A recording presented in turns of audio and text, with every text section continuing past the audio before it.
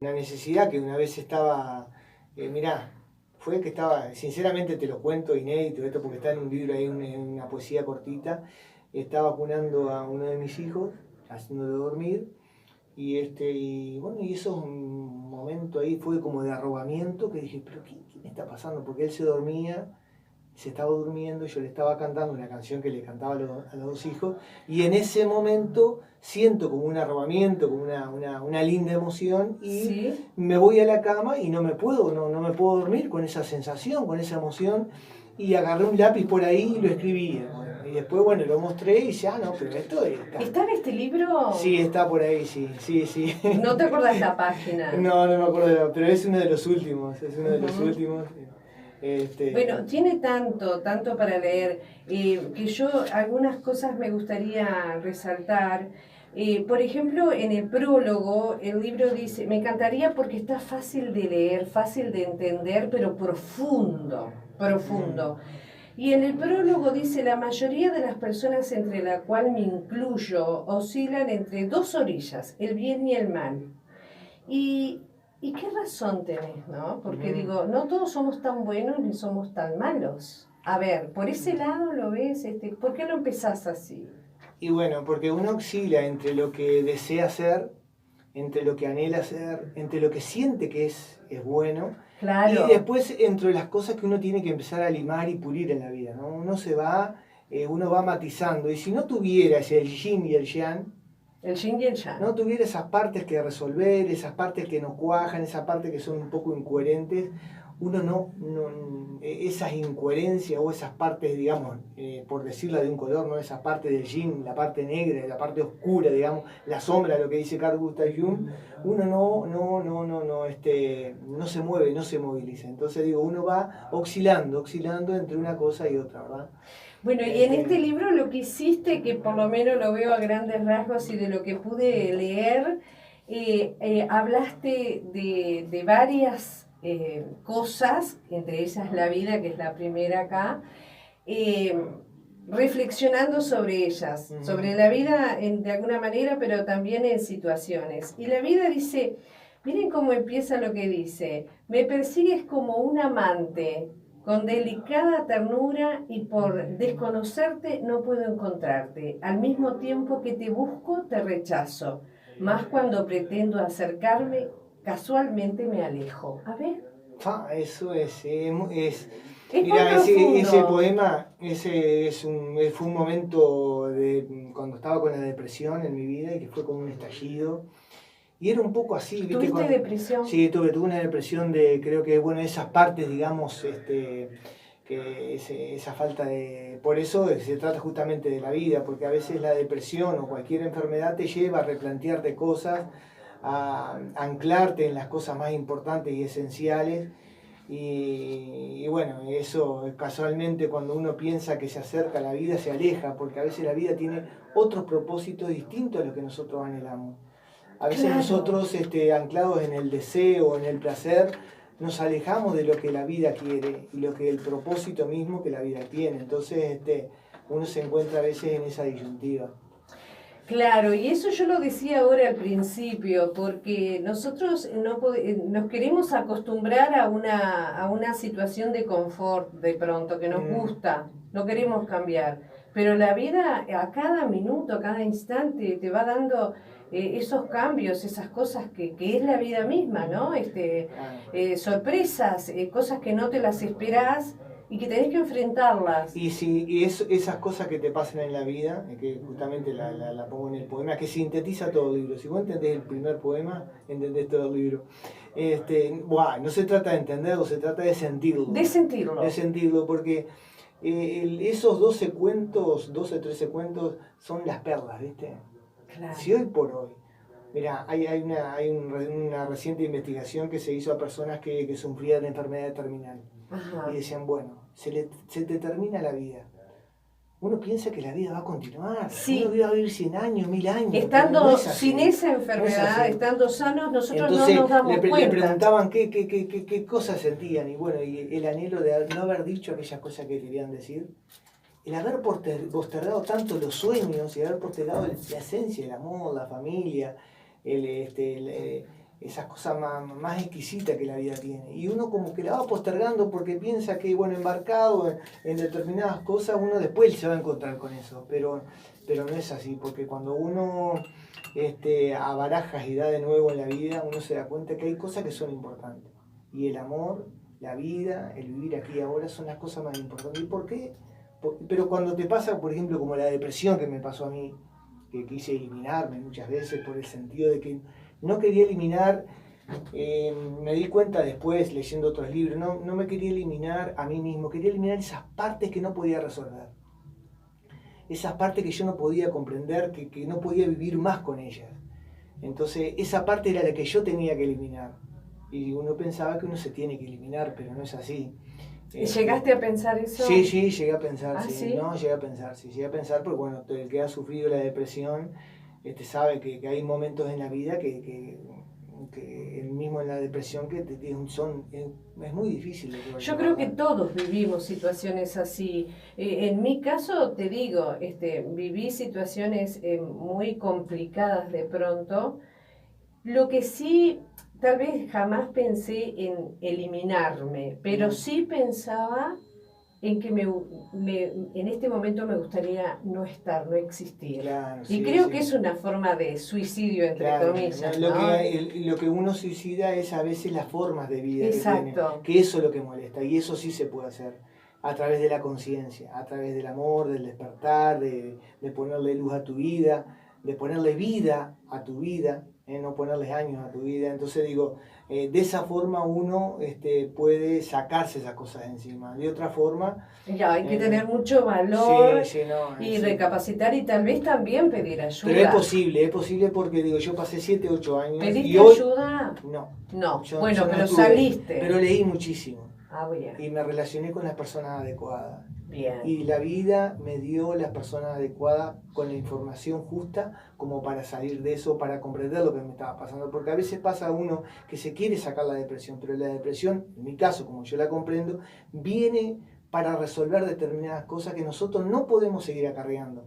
Entonces, como parar y darte cuenta. Sí, parar y darte cuenta. Y la depresión me trajo eso, me trajo felicidad, me trajo amor, me trajo energía. ¿Viviste otras cosas que las pasabas por alto? Sí, totalmente. Por eso en el libro dejo esas cosas que son dignas de vivir y que pasan a veces, porque estamos distraídos en las cosas del mundo desapercibidas, como dice el Principito. Esas cosas que... Entonces el libro, cada vez que leo un cuento me los recuerdo, porque el libro, digo, yo lo leí 100 veces, nadie lo va a leer tantas veces como yo. No, pero es que da para leerlo 1 y 1000 veces, porque aprendes. Yo lo leí, ya te digo, con el poco tiempo que tuve anoche, le dediqué más o menos 1 hora y no, era imposible, porque aparte tenés que digerirlo, palpar cada situación. Yo pensé, digo, si me hubiera tenido toda la tarde, seguramente capaz que sí, pero es mejor así, porque lo estuve mirando hoy de nuevo y digo, hasta él me lo va a contar y yo ya voy a ir viendo cada situación. Y el susurro del alma, estuve pensando en cuanto, pero me persiguió que era susurro. A veces el susurro del alma suena como, pero ¿qué escuchas voces? No. Sí, no es así. Krishnamurti, por ejemplo, un iluminado, dice que el susurro del alma es la intuición, eso que nos damos cuenta, ¿viste? Nos damos cuenta que eso no, que por ahí no, que la vida tiene este sentido, esa intuición que tienen los niños, esa intuición que tienen las personas que están al borde de ya de decir, bueno, me queda poco tiempo y tienen tan llena de intuición. O sea que... Yo creo que todos, ¿no? Porque, ¿sabés qué pasa? A veces no le damos bolilla a esa intuición. Y por ahí después la situación sale como lo intuiste y decís, ¿por qué? ¿Por qué no fui por este lado que yo intuía? Digo, yo me critico mucho cada paso que doy cuando, y soy muy intuitiva, pero a veces no doy bolilla a la intuición y te sale tal cual, Sí. Bueno, pude leer y reflexionar mucho, digamos, sobre el auto viejo, que eso ya está mezclado a tus alumnos, a tus niños. Que también debe haber sido una fuente de inspiración, digamos, de... Claro, sí. Ese cuento es un poco de ficción, pero bueno, está basado en hechos reales, como dice mi hijo. Ahí está. Había que ponerle ficción. Sí, para el encanto ese de... Sí, no, ese cuento es muy atrapante, tiene que ver con la vida, tiene que ver con rescatar aquellas cosas importantes. Porque, mirá, lo que dice Einstein, por ejemplo, que dice que la intuición es el regalo que la vida nos hace. Y la mente es el esclavo que tenemos, que está a las órdenes de la intuición. En este mundo en el cual vivimos que el amo es aquel esclavo que justamente está a la Somos merced, nosotros. y la intuición pasa a estar rezagada, digamos, ¿no?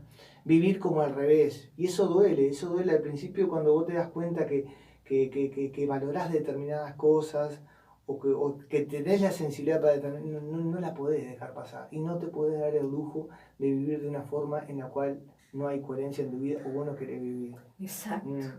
Sí, hay que tener poder de decisión a veces, sí, ¿no? De decir, determinante. Sí, y en ese cuento, por ejemplo, la persona que era un señor, no lo voy a contar del todo, pero sintetizar. No, muy por a grandes rasgos. El señor, bueno, tenía un auto viejo y bueno, no lo prestaba. Y después ese señor pasó por determinadas circunstancias que le hizo cambiar por circunstancias de salud, incluso. Le hizo cambiar el enfoque y la manera de ver la situación. Y muchas veces las situaciones como la enfermedad, o en este caso la depresión, o un divorcio, una separación, una muerte, digamos, nos hace cambiar de enfoque en la vida. O sea que muchas veces tenemos que abrazar esas cosas que nos pasan porque esas cosas son las que nos despiertan, ¿verdad?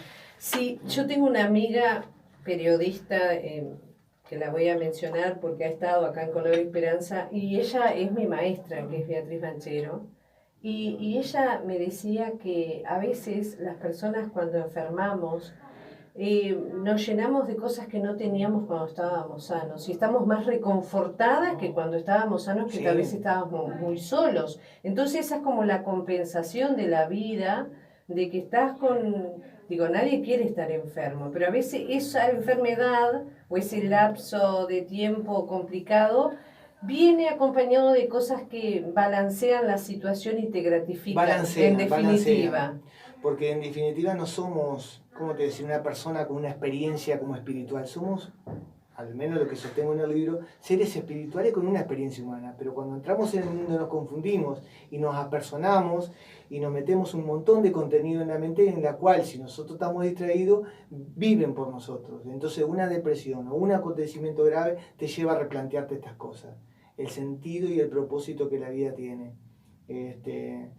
Así que no, pero el subtítulo está muy bueno también porque trata de aceptar a las personas como son. Todos, aceptarnos como somos. Porque en general parece que queremos ser como nos dijeron, contamos las expectativas de los demás, o tenemos una imagen que agrada a los demás. Pero el aceptarnos como somos está bueno. No como justificación, sino aceptarnos como realmente somos en esencia.